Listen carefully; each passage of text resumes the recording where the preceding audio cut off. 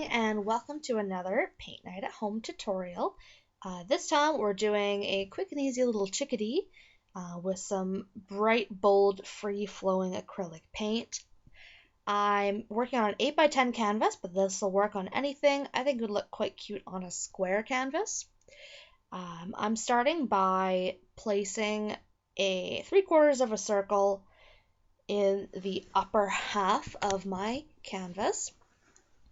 And then under that, I'm giving him a nice, big, round, fluffy winter body. I'm using a 1/4-inch brush right now. I'm using black with a tiny bit of red mixed into it, just for a little bit of color saturation. So I really quickly just brushed out the shape of his body. I didn't want to get too fussy with the shapes because his feathers are all fluffed out. Now I'm drawing out his tail. I'm bringing it off at about a 45-degree angle.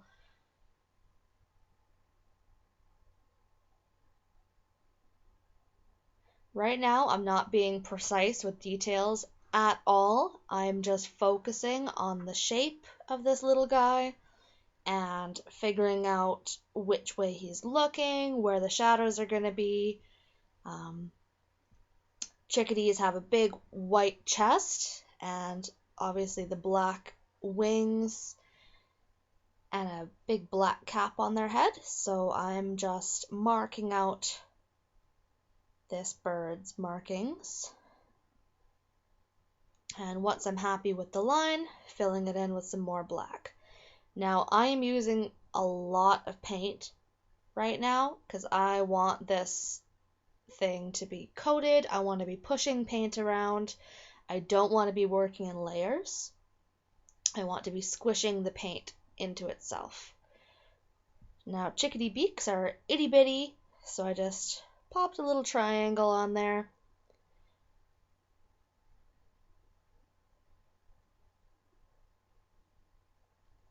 Never be afraid to keep brushing paint around if you're not exactly happy where where something's going. Can't talk today. I'm now dipping my paint. I haven't cleaned it. I haven't put it in water. I haven't brushed it off. I've just taken a little bit of white paint. And I'm just going to start on his gray body. I want a lot of variation in the paint on my brush. I want to be pulling black from the sides. I want this to look kind of messy.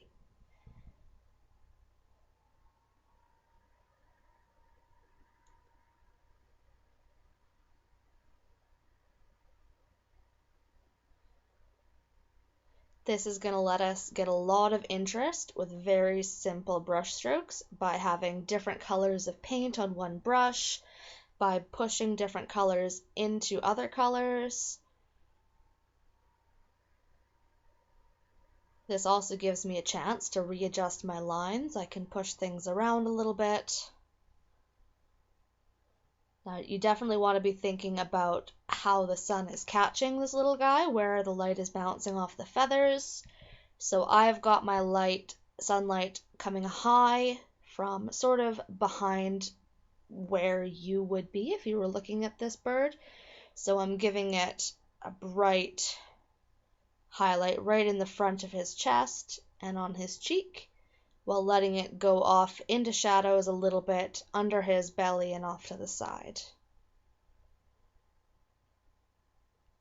Once again, I really don't want to sweat it too much. The beauty of this painting is going to come from the dynamics of the brush strokes and not exactly the tiny details that we're going to be pushing into it. We're not going for photorealism, we're going for a very nice motion in this piece that plays with color and that plays with how the brush strokes can act against each other to make the shapes and the colors.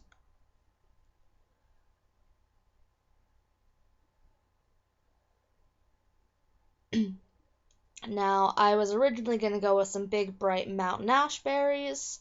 I simplified things into just some red foliage.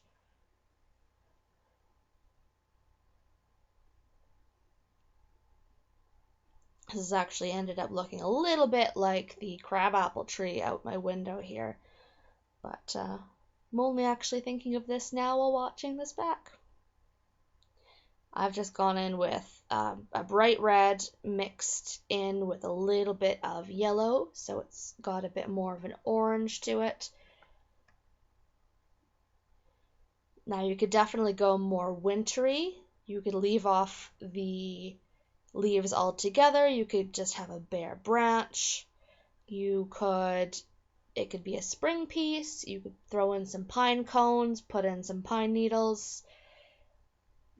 This could be any season you like, right? I'm going for a bit of a late fall, heading into winter look for this one. Now, a big thing with painting branches or painting foliage is to play with your line weight. So I like to start a little bit heavy and trail off the pressure that I'm putting on my brush as I get to the end of my branch. And this gives you a bit of a fine tip at the end. Let your brush wiggle around. You don't want this to be too tidy.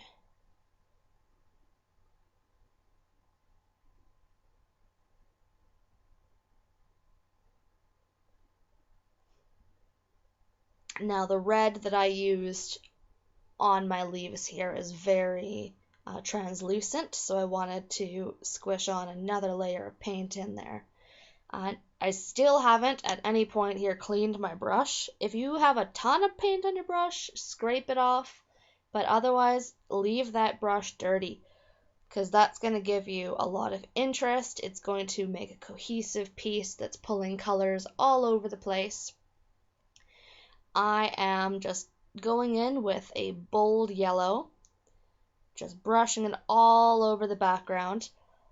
It's really fun to do a background after you do the main subject of the piece, because then you're actually pulling the shape of your background paint around the subject, which makes almost an aura, and it just keeps following it and repeating it a little bit. You might not like that look. You could have done the background first. I just think this is really fun, the way it occasionally pulls the subject color into the background.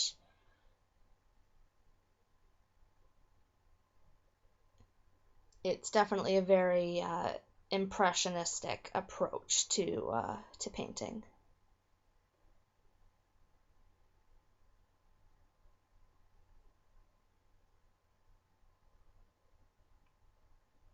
So I'm following around the lines of my foreground, which is obviously my branches and my chickadee, but I'm not being too precious about coloring in the lines per se. I'm running into them a little bit. I'm pulling out some of that foreground color and just letting it streak around. Now, once again, I'm using lots and lots of paint, just pushing it around.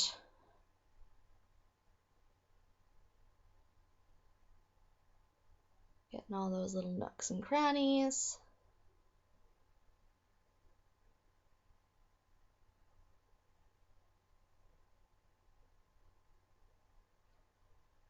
Now, using this background last approach can also be really fun if you've pre-toned your canvas. For example, if you had a red canvas underneath this, or black or blue, and you could leave a little bit of a border around all of your foreground images. And these are just different ways to play with techniques to give your paintings different looks, different feelings.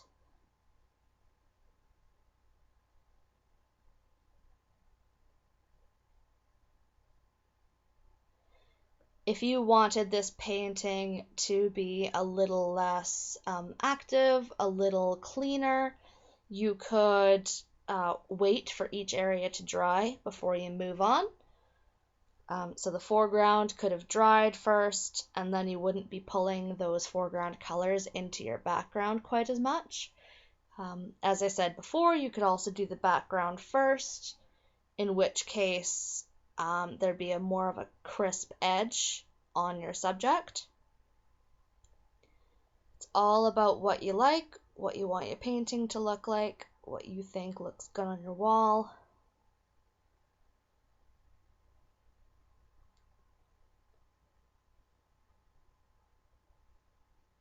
I just love the shapes that paint makes when it's all squished together. Lets the paint do a little bit more of the work. I grabbed a little bit of red there as well. I just want to vary up the background,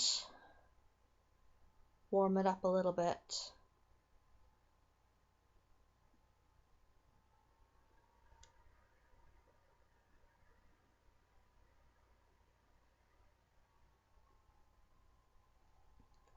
Now this stage can go on for as long as you want it to until you're happy. You can keep bringing in other colors, you can wait for spots to dry. While they're still wet, you can scrape them off with a palette knife or very carefully go in with a cloth if you find you've gotten too much paint on there for you to handle. You can also let it dry and paint over the parts that you want to fix.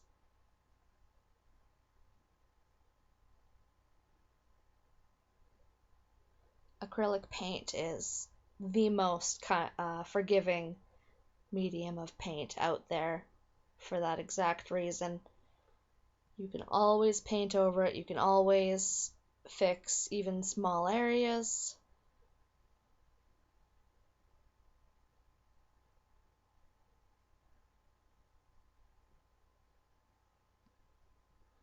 I think it'd be really cute to do 4 of these in the colors of the different seasons, maybe on the same tree.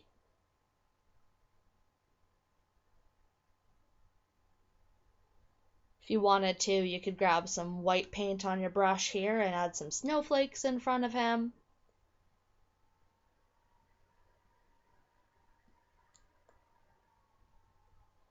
I've just gone in with the teeniest, tiniest bit of white to give him a highlight on his beak and in his eye.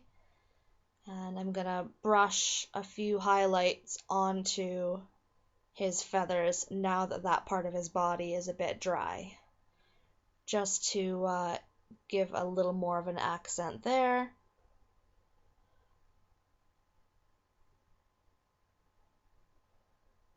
Gonna pop some highlights on those leaves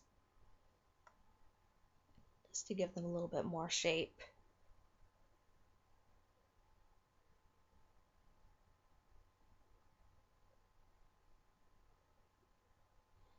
With things like this, whenever I add a new color in, I like to smudge it into the background a little bit just to pull things together. You don't have to. Do what you want. Now the final touches here are just covering up any spots that don't fit in, bringing things together. If you want a crisper line, you can go over with some black and strengthen your outlines.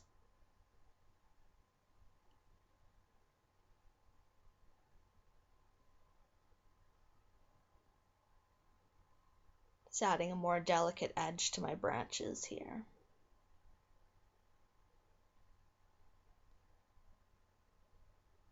That's about it. I'm going to call this little guy done.